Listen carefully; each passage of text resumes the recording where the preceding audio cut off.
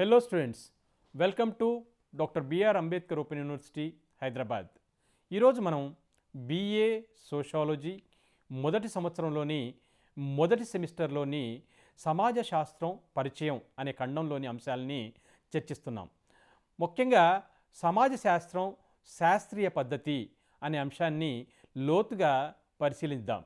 అసలు శాస్త్రీయ పద్ధతి అంటే ఏమిటి? ఇంగ్లీష్లోనైతే సైంటిఫిక్ మెథడ్ అంటాము. ముఖ్యంగా ఫిజిక్స్, కెమిస్ట్రీ లాంటి సబ్జెక్ట్స్ లేకుంటే డిసిప్లిన్సే శాస్త్రీయ పద్ధతిలో అధ్యయనం జరుగుతుంది అని అనుకునేవారు. అగస్ట్ కాంటే ఏమన్నాడంటే సమాజ శాస్త్రాన్ని కూడా మనము సైంటిఫిక్ పద్ధతితో లేకుంటే శాస్త్రీయ పద్ధతితో అధ్యయనం చేయొచ్చు అనే విషయాన్ని మనకు తెలిపిన వారు ఎవరంటే అగస్ట్ కాంటే. అందుకే ఆయన గ్రంథం పాజిటివ్ ఫిలాసఫీలో ఈ అంశాలన్నింటినీ పేర్కొనటం జరిగింది. అసలు శాస్త్రీయ పద్ధతి అంటే మానవ ప్రవర్తనను లేకుంటే సామాజిక సంఘటనలను ఎటువంటి పక్షపాతం కానీ లేకుంటే ఒక క్రమబద్ధమైనటువంటి నిష్పక్షపాతంగా విధానంలో అధ్యయనం చేసే ప్రక్రియనే మనము శాస్త్రీయ పద్ధతి అని కూడా పేర్కొనటం జరుగుద్ది.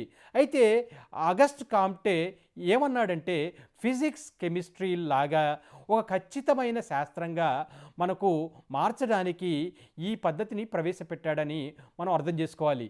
దీన్ని మనం సమాజ శాస్త్రంలోని పాజిటివిజం లేకుంటే భావవాదం అని కూడా పిలవటం జరుగుతుంది. అయితే ఈ శాస్త్రీయ పద్ధతిలో ఉండేటటువంటి ముఖ్య అంశాలు, what are the elements really is there in this scientific method అనే విషయాన్ని మనం ఒకసారి పరిశీలన చేద్దాం. సమాజ శాస్త్రంలో ముఖ్యంగా మనం ఏ అంశాలపైన ఆధారపడి ఉంటుందంటే సాక్ష్యాధారాలపైన.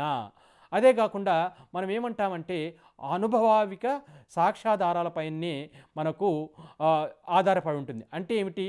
ఎటువంటి ఊహాగానాలకు కానీ లేకుంటే ఎటువంటి గుడ్డి నమ్మకాలకు కానీ లేకుంటే పుకార్లకు కానీ మనం వెళ్లకుండా కేవలం పరిశీలన అంటే మన రీసెర్చరు లేకుంటే మనకు పరిశోధకుడు అబ్జర్వేషన్ మీద అంటే అక్కడ ఏదైతే ఉందో ఆ అంశాలపైనే, కంటికి కనిపించే అంశాలపైనే మనము అధ్యయనం చేయటం జరుగుతుంది.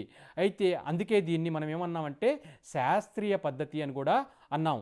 ఇక రెండవ అంశం ఏమిటంటే భావనల ఉపయోగిత. అంటే ఏమిటంటే మనకు కేవలం ఊహాత్మక వివరాలపై కాకుండా మనుషుల నిజ జీవితం లేకుంటే వారి అనుభవాల నుండి లోతైన ఆలోచనల నుండి సృష్టించబడినటువంటి తార్కిక నిర్మాణాలు అన్నమాట. ఉదాహరణకి సమాజ శాస్త్రంలో కులాన్ని అధ్యయనం చేస్తాం, వర్గాన్ని అధ్యయనం చేస్తాం, లేకుంటే సాంస్క్రిటైజేషన్ అని అధ్యయనం చేస్తాం. ఇవేవి కూడా కేవలం పదాలు కావు. వీటిని లోతుగా వాస్తవాలతోటి వీటితోటి ముడిపడి ఉన్నటువంటి అంశాలని మనం పరిశీలన చేయటం జరుగుతుంది. ఇక మరొక శాస్త్రీయ పద్ధతి అని ఎందుకు అంటాము ఈ సమాజ శాస్త్రాన్ని అంటే కనుక నిష్పక్షపాతగా.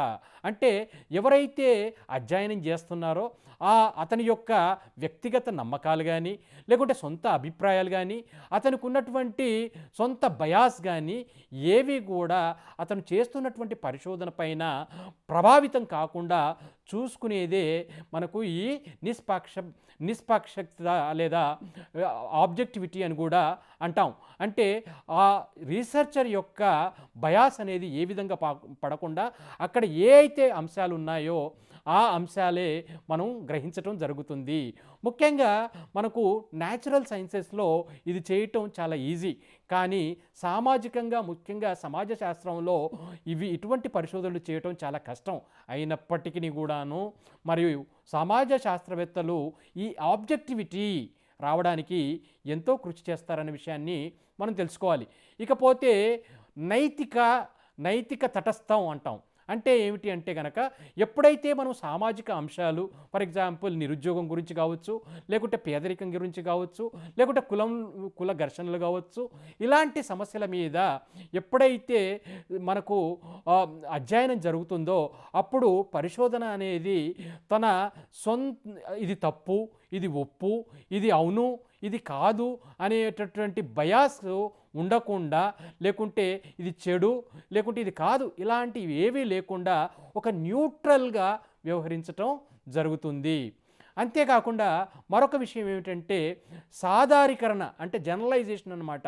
అంటే ఒక చిన్న సమూహం లేదా ఒక చిన్న సముదాయంలో చేసినటువంటి ఫలితాలను ఆధారంగా మొత్తం సమాజానికి వర్తించే ఉమ్మడి సూత్రాలను లేకుంటే సిద్ధాంతాలను కూడా మనం రూపొందించడాన్నే సాధారీకరణ లేదా జనరలైజేషన్ అని కూడా అనటం జరుగుతుంది. ఇటువంటి శాస్త్రీయ పద్ధతుల్ని మనము సమాజ శాస్త్రంలో వాడటం జరుగుతుంది. అంతేకాకుండా తార్కిక వివేచన పద్ధతులు, అంటే మెథడ్స్ ఆఫ్ రీజనింగ్ అని కూడా అంటాం. ఈ పద్ధతులను కూడా సమాజ శాస్త్రంలో మనం వాడటం జరుగుతుంది. అందులో ముఖ్యంగా ఆగమన పద్ధతి లేదా ఇంగ్లీష్లోనైతే ఇండక్టివ్ మెథడ్ అంటాం. అంటే ఒక నిర్దిష్టమైనటువంటి ఒక స్పెసిఫిక్ కేస్ స్టడీని తీసుకొని దాన్ని జనరలైజ్ చేయటం.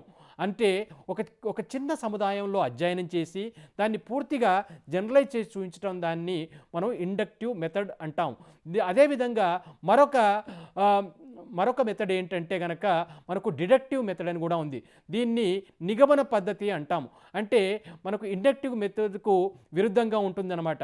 అంటే మనకు యూనివర్సల్గా లేకుంటే ఒక జనరల్ రూల్గా ఉన్నటువంటి అంశాన్ని తీసుకొని దాన్ని జనరల్ టు స్పెసిఫిక్గా మార్చేటటువంటి అంశాన్ని, ఉదాహరణకి మరి ఇక్కడ ఒక ప్రాంతంలో లేకుంటే ఒక దేశంలో అన్ఎంప్లాయ్మెంట్ ఎక్కువ ఉంది అనే విషయాన్ని మనం బలపరిచినప్పుడు, అదేవిధంగా జనరలైజ్ చేసినప్పుడు స్పెసిఫిక్గా ఒక ప్రాంతంలో లేకుంటే కొన్ని సమూహాల్లో లేకుంటే ఒకే గ్రూప్ చదువుకున్న వాళ్ళల్లో ఇది ఏ విధంగా ఉందని ఈ డిడక్టివ్ మెథడ్ ద్వారా మనం చూపించడం జరుగుతుంది.